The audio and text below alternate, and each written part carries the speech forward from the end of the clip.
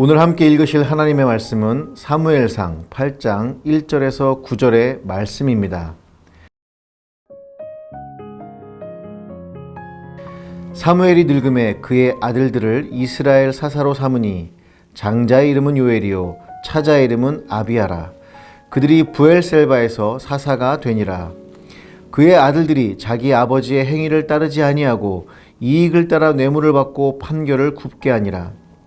이스라엘 모든 장로가 모여 라마에 있는 사무엘에게 나아가서 그에게 이르되 보소서, 당신은 늙고 당신의 아들들은 당신의 행위를 따르지 아니하니 모든 나라와 같이 우리에게 왕을 세워 우리를 다스리게 하소서 한지라. 우리에게 왕을 주어 우리를 다스리게 하라 했을 때에 사무엘이 그것을 기뻐하지 아니하여 야훼께 기도하매 야훼께서 사무엘에게 이르시되 백성이 내게 한 말을 다 들으라.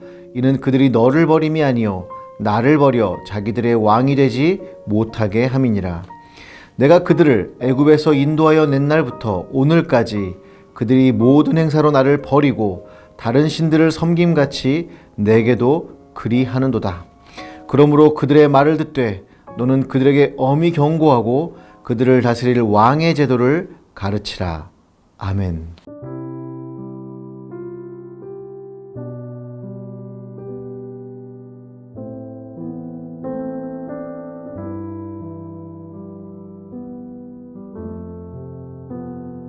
할렐루야, 여러분의 성김이 노상진 목사입니다. 사무엘상의 이야기는 사사시대라는 커다란 흐름에서 왕정시대로 넘어가는 서사를 묘사하고 있습니다. 본래 이스라엘은 하나님의 백성이기 때문에 왕은 하나님이십니다. 고대에 있어 왕이란 신의 대리자이며 신의 아들 혹은 더 나아가 신 자체와 동일한 존재로 인식되었습니다. 그래서 이스라엘 백성들이 왕을 요구할 때 잘못하면 자신들의 신을 하나님이 아닌 왕으로 이해할 수 있는 여지가 있었기 때문에 왕정에 대한 반대가 있었던 것도 사실입니다. 하지만 시대가 변하고 있었고 왕이라는 제도가 없으면 경제적으로나 군사적으로 치명적일 수 있는 상황이 오고야 말았습니다. 사무엘상에서 늙는다라는 표현은 시대가 저물어가고 있음을 의미합니다. 엘리 제사장의 늙음을 통해 새로운 리더의 필요성에 대한 상황을 묘사하기도 한 적이 있었습니다. 사무엘이 늙었을 때 엘리 제사장과 비슷한 현상이 나타나기 시작합니다. 그의 두 아들이 이익을 따라 뇌물을 받고 판결을 굽게 한 것이었죠. 성경에서 중요하게 생각하는 공의, 즉 미슈파트라는 단어가 있습니다. 이것은 하나님의 백성을 위해 가장 중요한 하나님의 통치 원리인데요. 바로 재판에서 뇌물을 받지 않고 공정하게 판결하는 것이었습니다. 놀라운 일은 아모스나 미가 등의 다수 예언자들이 이스라엘 사회가 멸망한 이유에 대해 재판이 뇌물로 인해 왜곡되고 억울한 사람들이 생겼기 때문이라는 것이었습니다. 사무엘은 늙었고 두 아들은 한 나라를 말아먹는 행동을 취하고 있었던 것이죠. 이로 인해 이스라엘의 모든 장로가 모여서 사무엘을 찾아옵니다. 그리고 한 가지 제안을 하죠. 보소서, 당신은 늙고 당신의 아들들은 당신의 행위를 따르지 아니하니 모든 나라와 같이 우리에게 왕을 세워 우리를 다스리게 하소서. 자신들을 다스릴 왕을 세워달라는 것입니다. 사무엘이 왕에 대한 요구를 기뻐하지 않고 기도하자 하나님 역시도 왕을 세우는 것은 사무엘을 제거하려는 것이 아니라 하나님을 버리는 것이라고 말씀하십니다. 이것을 기뻐하지 않았던 이유는 왕이라는 성경적 개념 때문입니다. 아담과 하와가 따먹었다고 기록된 선악과는 선과 악을 판결할 수 있는 능력을 가지게 된 존재라는 의미를 가지고 있습니다. 고대의 판결할 권한은 다스리는 권한을 동시에 의미했기 때문에 선악과는 자신의 왕이 되고자 했던 아담과 하와에 대한 이야기였던 거죠.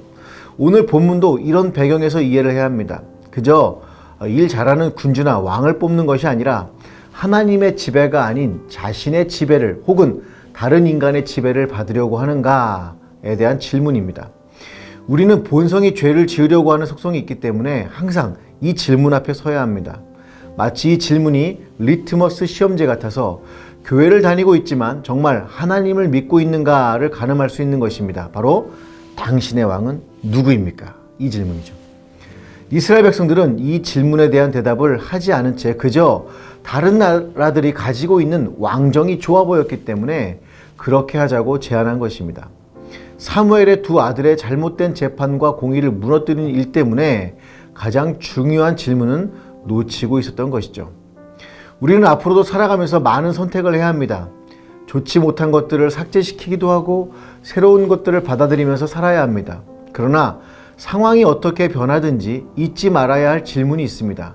바로 우리의 왕은 누구인가 하는 바로 그 질문이죠. 저는 우리 사랑하는 대학 청년부 지체들의 삶 속에 이것만은 놓치지 않고 살았으면 좋겠습니다. 자신의 손을 가슴에 얹고 눈을 잠시 감고 이렇게 말해볼까요? 나의 왕은 하나님이십니다.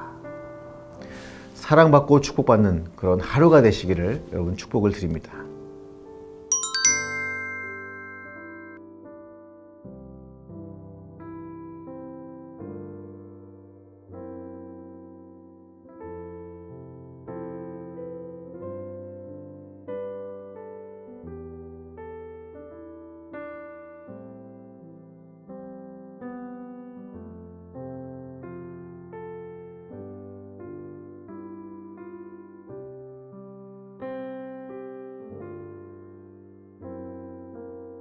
기도하시겠습니다.